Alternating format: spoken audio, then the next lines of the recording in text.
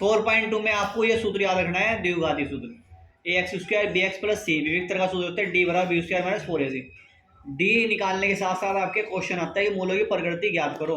तो मूलों की प्रकृति आपको याद रखनी है, जब 0 से बड़ा होगा डी तो मूलों की प्रकृति आपकी होगी 2 भिन्न वास्तविक मूल होंगे, और डी अगर आपका 0 से छोटा है तो कोई वास्तविक मूल नहीं होगा। डी 0 के बराबर से 2 बराबर वास्तविक मूल होंगे।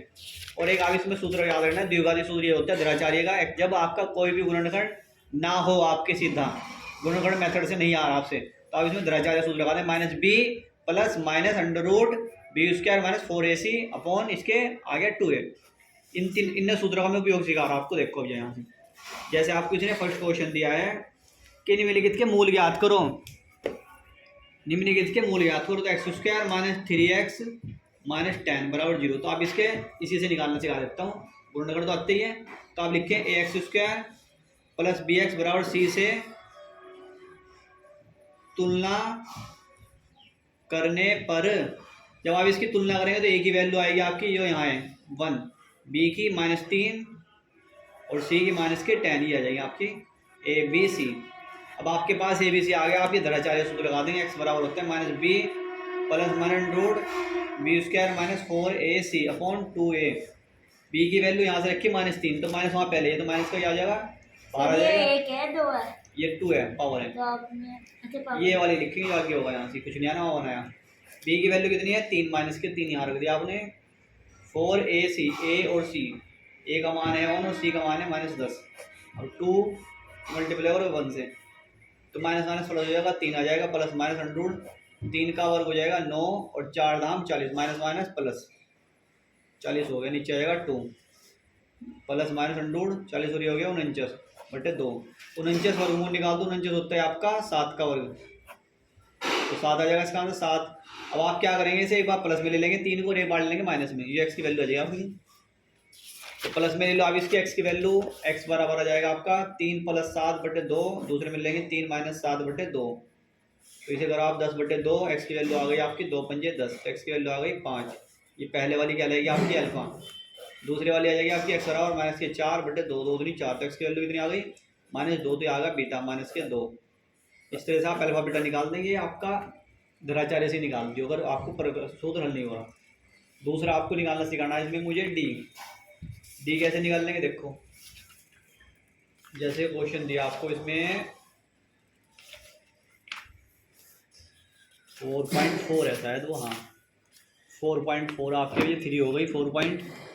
देखो इधर ही से, ये इस एक्सरसाइज में आपको कहता है मूलों की प्रकृति ज्ञात करो, मूलों का अस्तित्व हो तो उन्हें ज्ञात भी करना। पहले तो आपको ये जांच करनी की मूल का अस्तित्व है या नहीं है। मूल का अस्तित्व 2 ही तरीके से होता है, डी निकाले वो चल जाएगा आपको। तो आपने पहला क्वेश्चन लिखा 2x square minus 3x plus 5। अब आप इसमें निकाल लेंगे X square B X plus C बराबर 0, तो ए की वैल्यू आ जाएगी 2, बी की -3 और सी की लास्ट वाली, ये ए बी सी आ गया। आप डी निकाल लेंगे, इसमें डी का सूत्र होता है आपका b square minus 4ac, b की वैल्यू -3, ए की वैल्यू 2 और 5 ये आ गया, 3 का वर्ग 9, 5 दूनी 10 चौक 40, 40 में से ये कितने हुए माइनस के 31 आया। अब डी माइनस के 31 आ रहा है, इसका मतलब कोई हल नहीं होगा। माइनस में ना 0 से कम होता है माइनस, क्या लिख दें कोई हल नहीं है, ये सवाल तो यही खत्म हो जाएगा।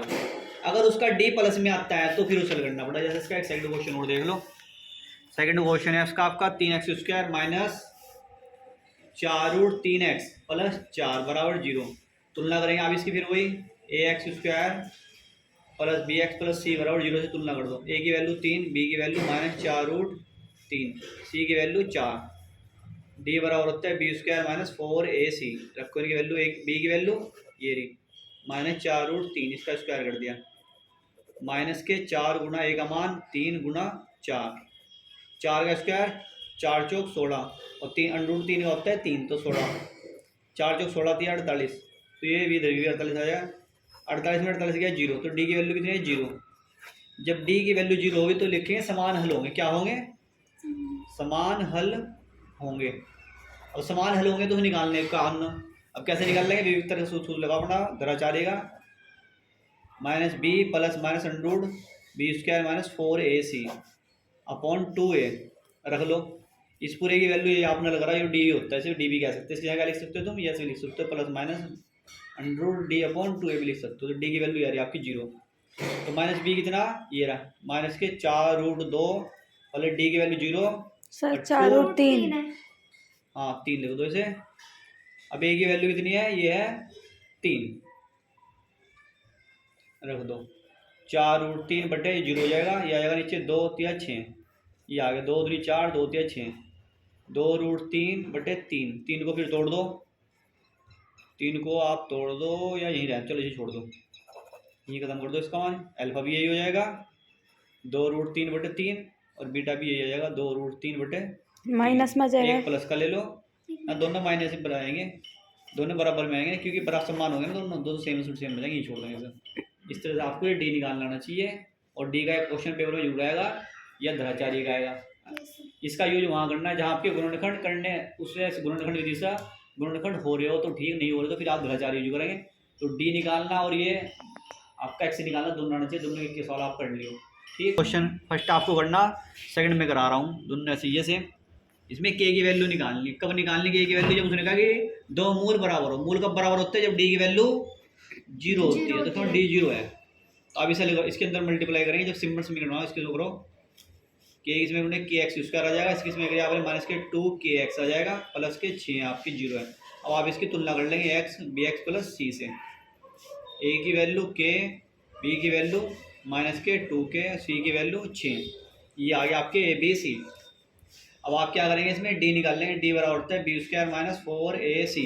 डी की वैल्यू 0 है क्योंकि दोनों मूल बराबर है, पहले दे दिया उसने। अब बी की वैल्यू 2k, तो यहाँ रख दो माइनस के 2k का स्क्वायर माइनस 4k और सी की वैल्यू 6, 2 का बार 4k स्क्वायर हो जाएगा, 4 6 24k आ जाएगा 0, 24k को इधर भेज दो तो 24k बराबर 4k स्क्वायर। तो यहाँ रखो k, ये 4k इधर आ जाएगा, 24k बटे 4k, के से किया गया 4 6 24, तो के की वैल्यू कितनी आ गई 6। ऐसे ही सेम टू सेम आप इसका फर्स्ट क्वेश्चन कर लेंगे अपने आप से। ओके, सर ये स्क्वायर में था ना, तो हाँ ये 4k ये चला गया ना इधर, 4k इधर आ गया, इसमें से एक के भी इधर आ गया, तो यहाँ क्या बचेगा, खाली के बचेगा।